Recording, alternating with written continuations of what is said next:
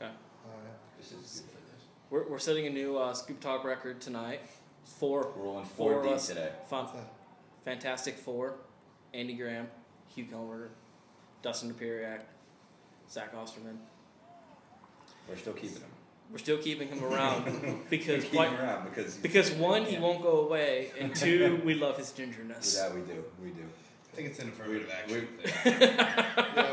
We're rolling deep with gingers today. We are. We got two deep gingers. We're 50%. We are 50% ginger, which is 35% more ginger than any other web video. So we're in the majority. They are the majority here. We're gonna put that in Jeff Cake's game notes next week. Exactly. Indiana 35-20 win against the Akron Zips. Two Big Ten teams lost to MAC teams today. Indiana made sure they were not. They were not one of them. They did not join that group. They did not join. They did not make it 3. Boys, Indiana's 3-0. Pretty much everything we've expected so far. They are who we thought they were.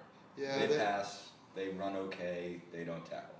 Yeah. It was just more of the same, only more so.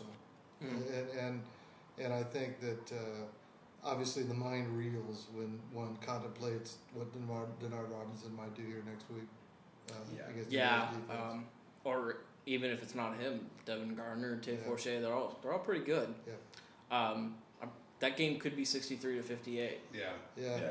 There's not going to be a lot of defense played next week. IU Michigan football could outscore IU Michigan basketball. Yeah, really good. I mean, that's not a joke. Michigan is 102nd in the country. You laugh, but I'm marking that down. It's going to be in the game notes. There's a good possibility. In the article for next week, I will analyze this. Yeah, exactly.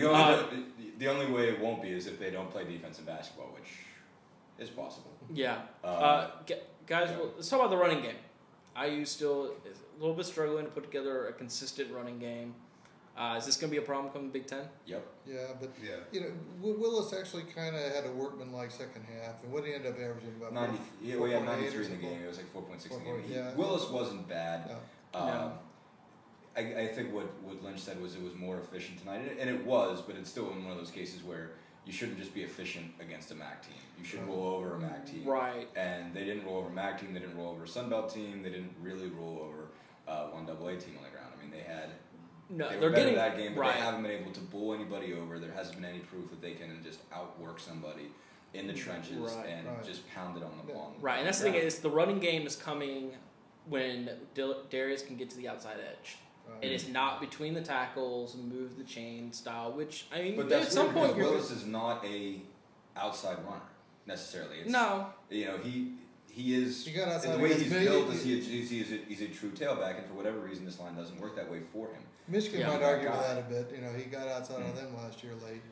He broke a big one. I mean, and he can break a big one, and anybody who's a decent tailback has that, ability. I mean, Willis can do just about anything, but he is not by his very nature, I think, necessarily a perimeter guy. I mean, he has the ability to run between the tackles if he's getting holes. He should be able to. He's the type of guy you should be able to do that with, and they haven't because there just really aren't that big of holes there. He's at least getting hit. There's at least some contact whenever he tries to get up the middle, and that's an issue. It was interesting that Ben Chappell and Terrence Turner, who both had tremendous games for Indiana in regard to the passing attack, both said that they thought Akron picked his poison a bit in a kind of a surprising way.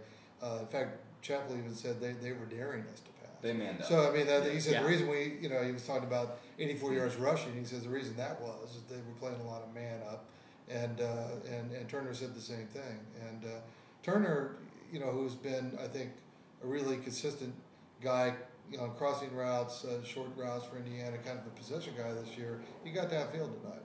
He did. Yeah. He did. No, they did say there was a lot of press man, and there was a lot of situations where they were able to get open downfield. I mean, it even happened on the fourth downs. You're talking two big fourth downs. It was 4th and 7, 4th and 10. It wasn't like they were just plunging forward for a yard.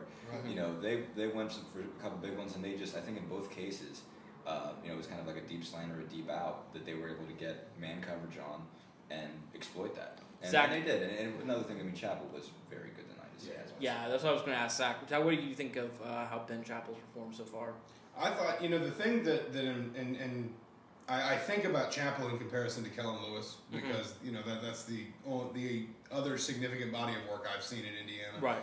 Chappell doesn't key in on receivers at all. whereas Lewis, that was his biggest problem. Chappell, when Lynch says he sees the whole field, he sees the whole field. He doesn't think about, I want to get the ball to Tandon, I want to get the ball to Belcher or to Terrence Turner. He literally sees the whole field, and his pass blocking thus far anyway has been so good that he's been able to go through all his checkdowns and even be a little bit mobile back there, buy some time, create some space, and make something happen.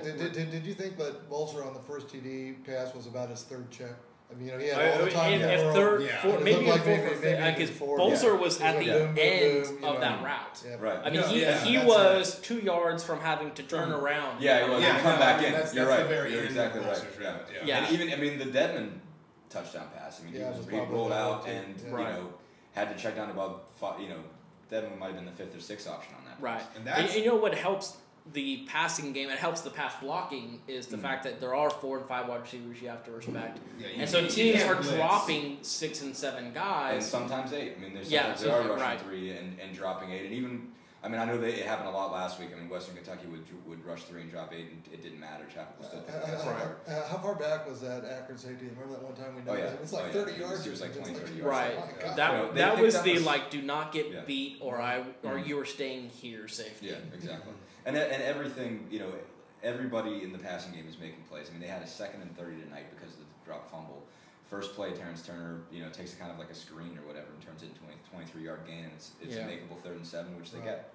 I mean, passing game is everything's clicking, but I guess yet again you look at it and say, how far can the passing game take them by itself? Well, here's the question: is the short passing game, or maybe flanker screens, swing passes, is that the solution to the running game? I mean, is that maybe if you can't open holes up the middle and you can't, you can only really operate on the edges, is that a solution potentially? Because Chappell, another thing is he doesn't force throws, and that's something he used to do. When he was he had a lot less experience. He has not forced throws this year. So is that something you maybe try to do? Because the other thing is you got some big physical guys at receiver, and Doss and Belcher, guys who don't have Belcher's a problem been dragging people. Belcher has been literally dragging 2 and Doss is great at open space. We've seen we saw some of Kofi Hughes tonight. We'll see more of him, I'm sure, in weeks to come. He's another kind of open space kind of guy. So you're right. And they run some bubble screens and some things like that. Does that develop into the same concept as the running game? You literally never hand the ball off. I don't think that's enough. No. We're not saying that. But could you only give the ball to Darius Willis 18 times a game and still be successful? I thought it was ironic that they're not doing it a lot more than that now. They're not giving it 25, 26 times. I mean, they're literally running just as much as they have to. Like Lynch just said, you got to be able to run it when they know you're going to run it. Think about this, guys. How ironic was it? How did Indiana finally score on the ground tonight? Tandon Doss. It was an end around. That's right. They got to the edge with a wide out. And so, I mean, I do think you're going to see, more attempts, to go wide and on the edge in various ways. But I also think, we could wax rhapsodic about the passing game, but we probably ought to try and talk about the defense a little bit, because once again, it was very problematic. It was not good. The tackling, frankly, I thought early was abysmal. I saw Indiana guys who looked like they were in position to make plays, and they would just whiff. Some guys, they wouldn't even slow them down. Right. I mean, that's definitely the major storyline, I think, going into the Michigan game. All the speed Michigan does have on offense, not just the quarterback position, but all over that side of the ball.